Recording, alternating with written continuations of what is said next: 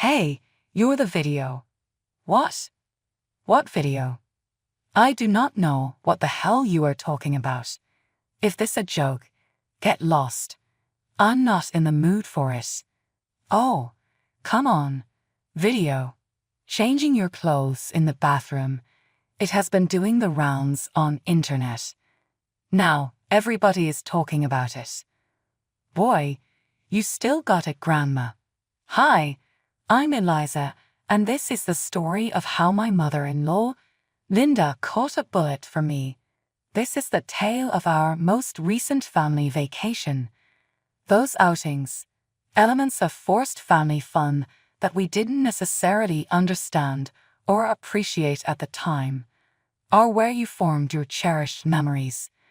But they also wound up serving as our tradition every few years to check in and reconnect, to mend those inevitable breaks in our extended differently lives.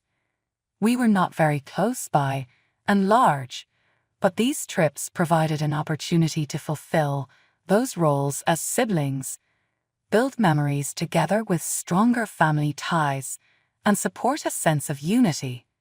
To be honest, my husband Joshua and I were not exactly thrilled.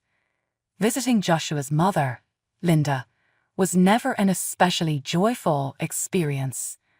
She had a way of getting the drizzling mood to her side, and so was as good at family bonding, if there ever were such a thing. Guess what, everyone? We are heading off for our family trip soon. Her eyes shone with excitement, but Joshua and I exchanged looks which reflected the tangled bundle of nerves that had us all in their clutches. My mother-in-law has appeared to be hell-bent on continuing the tradition, whilst we had been quietly dropping hints how less and less keen we were. Oh, the tradition lives on. Clearly I am no stranger to ridicule or of being a victim, but when my voice is mocked by someone so close as the mother herself and with such accuracy, in return, and not even recalling one instance until suddenly reminded, well, Mom, whereas if I've ever doubted that your mom secretly. Christian J. butted in. We laughed at Joshua's remark, albeit with a sour taste of truth following it. What were once a joyful exercise in family outings had turned into some unholy trinity of entertainment, frustration, and smoldering resentment. So when we both sat to talk about what our future plans are, I just started blurting out my insecurities as Joshua. I was like, we should be excited for the trip, but you know, Linda, I just pray she will react differently this time, but it does leave me a tad wary. I know, Eliza. We've had our struggles with her, that's for sure, but maybe this will be the chance to make some memories. We are going to get into it with an open mind and try to make the most of this, all right. However, before we could set off on the biggest journey of our lives thus far, there was one very important job to be done, and that was finding the ideal place for us to stay. Separate housing from my mother-in-law was this mean to have more privacy, but also stop us killing each other. We were desperate to have a space of our own in which we could turn out the lights and be alone with ourselves, recharge all on our lonesome for either sleep or solitude while indulging one interest without society crowding us. To the sounds of our wailing wallets, hundreds gathered to burn in capitalistic fire as we highlighted multiple tabs on a spreadsheet and turned hours into days looking for that really perfect Airbnb. Our needs were simple, something that would connect us to the peace and serenity of this coastal property with stunning views across it, and something modern. At long last, and after all of that research, we found a gem: Sunset Serenity. Josh, I've got it. This is the perfect place for you and me to take kids when we go on our fanvac. It's named Sunset Haven, and it is stunning. These astonishing photos will make you never believe it. Show me. We put our heads together and read the listing on Airbnb. Yes, it was a little expensive, but so much of what I read seemed to pay for itself with its benefits. We were so intent on Sunset Haven, we made the booking happily, knowing this place would be it for a memorable family experience. For days he spoke of sandy castles and long, lingering over seafood meals before night gathered everyone under its dome. The day when we left finally came. The trunk was full of suitcases and beach paraphernalia. My mother-in-law, Linda stepped through the door with us and took a slow walk about. Well, what a stunning place. Excellent choice. I know, right? This is where we chose after Joshua and I spent days looking for the ideal location. Yeah, you know what, dear? I'll just stay here then. This is just too sexy, she said. She was nothing if not entitled about it. Out of the blue, Linda made a statement that took Joshua and me by surprise. Mom, I don't understand. You have your own booking. Why steal ours? A man from Argentina, what about your own room? Well, sweetheart, this place is far more me. Look how luxurious it is. The other one you two can handle now. Hurry along. Linda, why we picked this Airbnb item type in need it. But Linda, we picked this Airbnb specifically because it suited us. This is where my family and I were really excited to stay. Mom, can we stick to our initial plans? This Airbnb was booked by Eliza. Changing plans now would not be right. Joshua, we are a family, and you would have a weird relationship with your mother. I just feel like this small, tired thing, and I need a soft place to land. And there it was, her ability to manipulate her very own son into feeling like a piece of shit. And with all I've done for you since you were a baby, Joshua, can't the very least kneesies do the arm over and humor your old dear? How did you release it in your sleep, while turning over under the covers to avoid doing as mother asked? That was a tool Linda used time and time again. By playing on his heartstrings made him question what he had done. All right, fine, mother. You can share a room like we said you would have to in the beginning, this one time, but no more. We knew if we tried to fight it, that breath would be wasted and impossible because there was no winning against her despite how present she could get sometimes. And with that we, begrudgingly, left our Airbnb and moved to Linda's old room. We saw the room and we entered there. A feeling of decease completed us. Linda clearly selected the unsuitable choice of seating deliberately. She had no intention to inconvenience us at that time. The room was tiny, filled with old furniture and a smell that lingered. The mattress, overused and old, had a deep sag in the middle that made me feel like I might actually roll into it if no one else was there.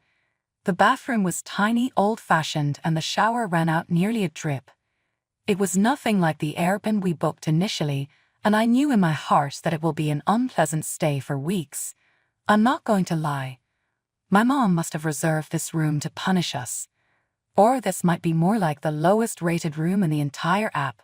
You think? I wouldn't put it past her.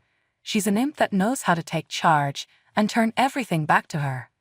The springs squeaked every time the mattress, covered with a lacy quilt, dimpled as we shifted our weight on the first night's sleep, that more tossing and turning. We knew that if we failed to get the good night of sleep our bodies needed, and this would lead us into a morning in which we were walking zombies. We had trouble with a few on and off situations throughout the day. The endless interruptions in the form of noise from other rooms and barely functioning Wi-Fi started to drive me crazy. We were utterly unaware that our uncomfortable concessions would be nothing in comparison to what challenges my mother-in-law was going to go through this year. Following the unforeseen room change, we were up bright and early to enjoy our family vacation. The day spread before us like a painting on the front of a postcard.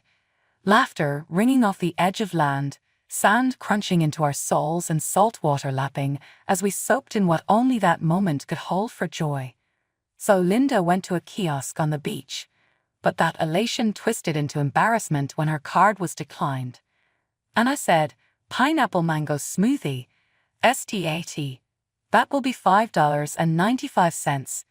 It was kindly declined. Sorry, ma'am." Linda's face turned red with embarrassment when she overheard a few of the other beachgoers turn her way.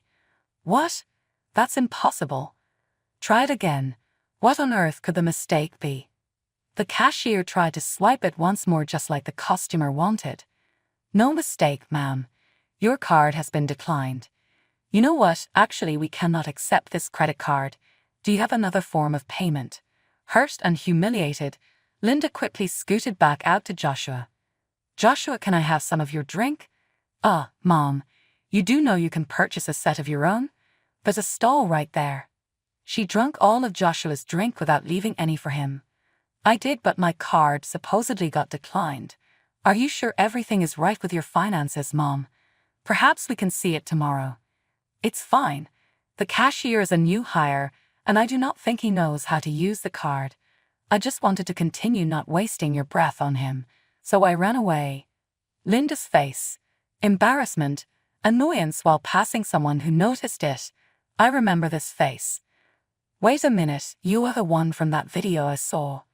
It rang out and Linda paled, her mouth parting in an expression of shock as she looked at the nurse. What video? Why are you talking shit? I really don't know. If this is some sort of prank, please quit and move on. I'm not in the mood for it. Oh, come on. You mean the bathroom changing into video? It has gone a bit viral online. It has been all the rage lately. My God, grandmother, you have not lost your touch. Linda's face fell, her voice shook as she swapped worried glances with Joshua. Hey, stop that. That's not funny. That was totally something my mother would never do. You must be mistaken.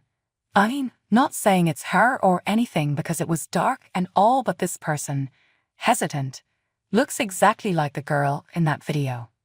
Well, take your look, Hera. He looked at the screen hesitantly and narrowed his eyes closer, looking as someone changed clothes in what seems to be a restroom. Finally, it dawned on Linda, as her eyes opened wide. It really was she. Joshua felt his heart sink at the sight of it and immediately turned away. Not wishing to cause her any more shame, he chose to pretend otherwise. Yeah, I see it. But nope, that's not her. No, I mean, have you seen this picture of her? I'm positive. Trust me, that's a random. You should really think twice before you call a random person that. Joshua glowered at the stranger, signaling him to get lost. The passerby muttered an apology and continued on his merry way. We quickly scurried back to our Airbnb, both of us trying to process that unsettling realization. Joshua's protective side kicked in, and he wanted to know more. He went over the room with a fine comb, checking every nook and cranny to try and find out exactly why that discovery had been so irksome. As Joshua entered the restroom, he noticed something strange. In one of the corners there was a little screw that was not like other ones on it, and when he took better look, he found lens in the top side hidden below it. The bathroom from end to end was an elaborate labyrinth of concealed cameras. Every angle, every intimate moment secretly filmed without our knowledge or assent. And we have a camera in there. And also there, someone's been spying on you. And I'm very confident that they were also harvesting your card info from it. This is why it fell earlier. Linda was shell-shocked and she felt instant fear running through her spine. Oh my, someone did this. My life is officially ruined. I don't deserve this at all. Versus you two should spy on him. We gave her a pass on some of the nonsense and borderline offensive things she said because we figured it's just panic talking. Suddenly refueled by the fire of urgency, we grabbed our bags again and bolted out of that room, which had turned into an unlivable visual recounting of her personhood. Linda's face blanched in no small horror of her actions. Now she was forced to reside in the less luxurious room that she actually opted for. The sight and feel of the supper space made Linda cringe. She started walking towards the antique kitchenette, hoping to pacify her irritation with a simple meal. But those plans were quickly abandoned when she saw the lack of silverware and the only real items in there. She tried to concentrate on reading a book of her own instead, but the poor lighting and moldy smell in the room just made it worse. All she did was sigh, understanding what the family outing meant for her, nowhere near where one would have thought it is. Linda felt like a prisoner and grew to miss the confines of the room, refusing ever again at whatever cost. Too great for anyone else involved if she had any say in it, to leave. She was ashamed to even face her world now that she ended up in a humiliating way creepy, not long back. Joshua and I, meanwhile, wasted no time in planning our next adventure whilst still on vacation. You're still going out? You wouldn't really leave me here in this place, right? Oh, Joshua, your mother is all alone. Kinda almost a whole world against me. Mom, we planned these activities and paid for them. Nor would it be fair to the two people that we did go. I guess you can just travel with us then. Honestly, thinking that we were going to tramp off without you. No thanks. Have fun without me then. Your own mother. I suppose I am just here to screw it all up. He knew what followed her words, the ever-stinging passive-aggressiveness and guilt-tripping she used yet again. He played it off by acting like he didn't catch the subtext and outrageously misunderstood Linda's words. Thank you, Mom. I knew you'd understand.